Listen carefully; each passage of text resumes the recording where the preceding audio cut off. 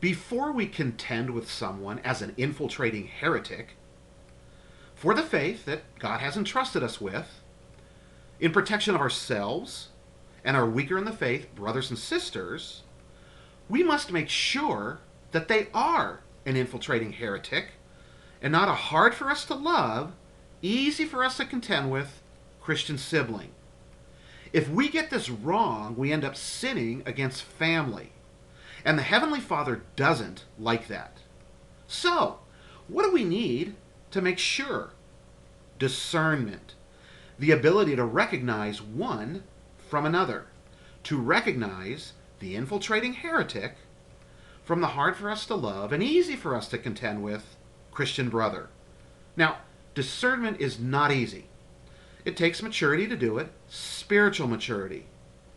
For everyone who partakes only of milk is not accustomed to the word of righteousness, for he is an infant. But solid food is for the mature, who because of practice have their senses trained to discern good and evil. Discernment takes practiced spiritual maturity because the infiltrating enemy hides within plain sight. For such men are false apostles, deceitful workers, disguising themselves as apostles of Christ. No wonder, for even Satan disguises himself as an angel of light.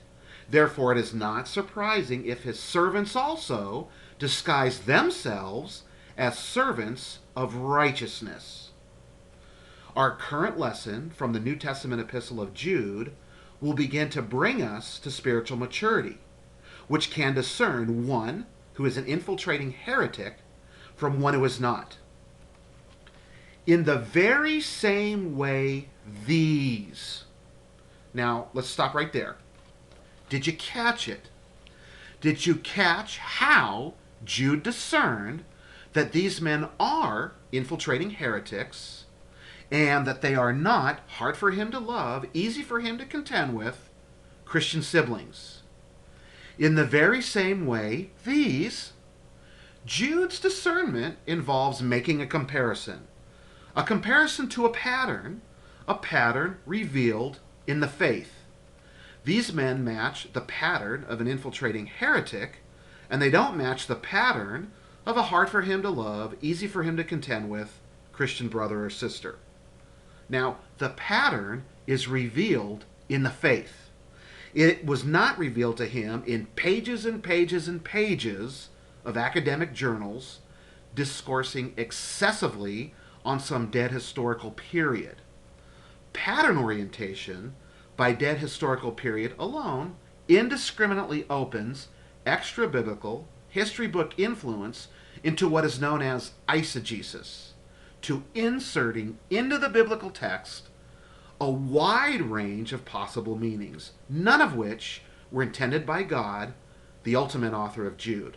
Now, pattern orientation by historical set of circumstances wisely closes historical influence to what is known as exegesis, to pulling out from the biblical text the one meaning intended by God, the ultimate author of Jude. And what type of set of circumstances pattern does God reveal in the pages of the faith? A pattern that exists throughout all history, throughout every historical time period. The word I'm going to use for this type of pattern is archetype. The Dictionary of Biblical Imagery clarifies archetype this way. An archetype is an image or pattern that recurs throughout literature, to include the Bible, and life.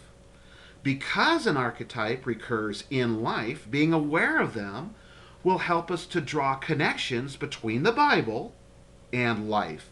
And that's our definition of discernment. Archetypes are the universal elements of human experience, universal to every human's experience throughout all history, throughout every time period. Ideas and customs, they vary widely from one time and place to another. But archetypes are the elemental stuff of life. Think about it. God is not equipping us to live way back then and there, but he's equipping us to live here and now. So, in the very same way, these is our loaded discernment by archetypal pattern recognition phrase. This is how Jude discerned that these men are infiltrating heretics and are not just hard for him to love, easy for him to contend with, Christian siblings. Now, what factors make up the archetypal pattern, the set of circumstances that we should look to discern an infiltrating heretic? In the very same way, these dreamers pollute their own bodies, reject authority, and slander celestial beings. The first pattern to look for from the archetypal pattern is, believe it or not, dreams. Dreams are a polite way of saying delusions. These infiltrating heretics are dreaming. They're deluded on at least two fronts that I can see from Jude's pastoral letter. Dream delusion front one, they dream that the grace of our God is a license for immorality. You know, if a sin was a sin before salvation, a sin is still a sin after salvation. It's a dream to think otherwise.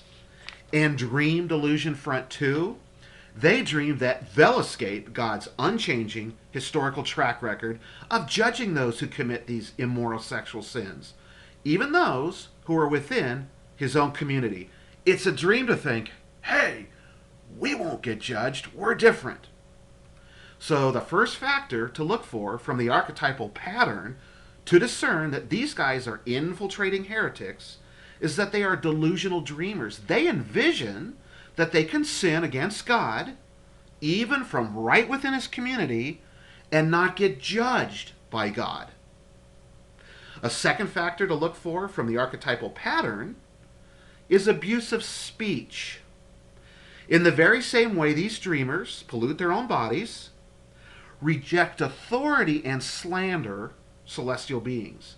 And it is this rejecting of authority manifested characteristically by slandering that authority that makes contending for the faith within the Christian community combative. But even the archangel Michael, when he was disputing with the devil about the body of Moses, did not dare to bring a slanderous accusation against him, but said, "The Lord rebuke you." Yet these men speak abusively against whatever they do not understand. And what things they do understand by instinct, like unreasoning animals, these are the very things that destroy them. So the second factor to look for from the archetypal pattern to discern an infiltrating heretic is verbal aggressiveness, verbal abuse and slander towards authority, authority that tells them from the faith, which is God's authority that we've been entrusted with, that they are sinning grossly. You can't do that. And that you're heading for certain inescapable judgment. So, before we begin to contend with someone inside the Christian community, we should be absolutely sure that they are an enemy within the camp, an infiltrating heretic, and not just a spiritual sibling with whom we currently, and from time to time we will, with whom we currently find it hard to get along. The ability to recognize one over the other takes maturity, the spiritual maturity of discernment.